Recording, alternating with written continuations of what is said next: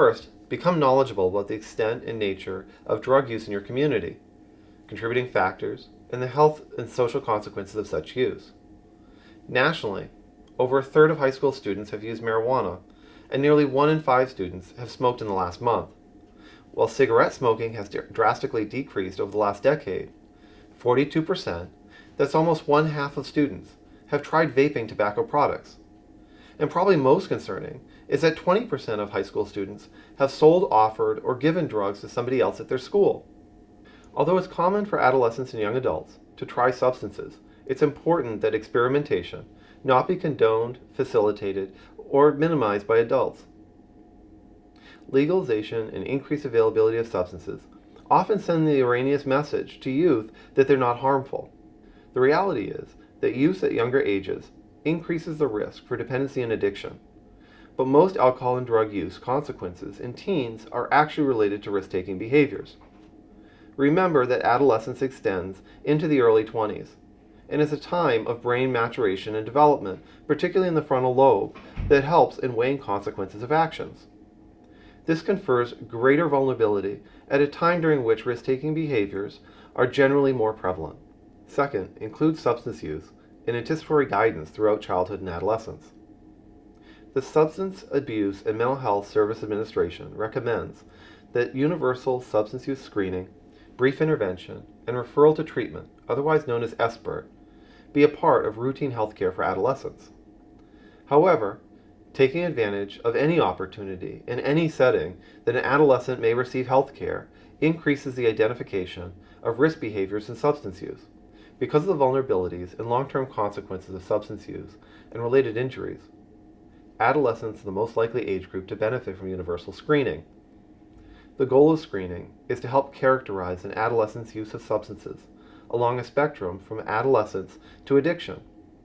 This can help guide the next steps of the clinical approach or intervention.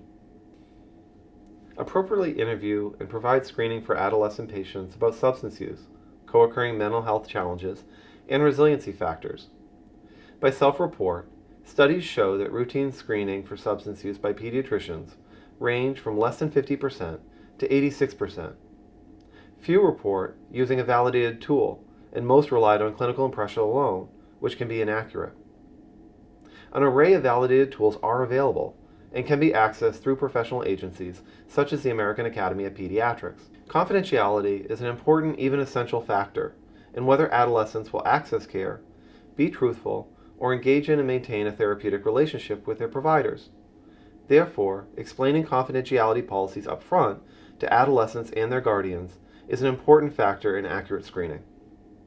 It's important to know that in over half of adolescents who use substances, they have another co-occurring mental health disorder. Substances may be seen as a quick fix or a way to self-medicate, particularly for anxiety and mood disorders like depression. The important consideration is that screening and intervention address both co-occurring disorders in order to be effective. Fourth, recognize risk factors, signs, and symptoms of substance use, and confidently provide counseling, motivational interviewing, and/or referrals when appropriate. Pediatricians should be familiar with risk factors for substance use, including a family history, academic difficulty, and any other mental health disorders. Given the prevalence of substance use among adolescents, it should be on the differential whenever signs and symptoms are suggestive. There are a variety of brief interventional strategies that can be used, but they all function as a direct response to the substance use severity. Positive reinforcement can be used for adolescents reporting no substance use. Brief education for those reporting use but showing no signs of a substance use disorder. And brief motivational interviewing when mild to moderate substance use disorders are revealed. Referral to treatment may be necessary if you detect a severe substance use disorder. Using motivational interviewing principles is compatible with all dialogue regarding any level of substance use risk. It's very beneficial for pediatricians to seek out training in motivational interviewing.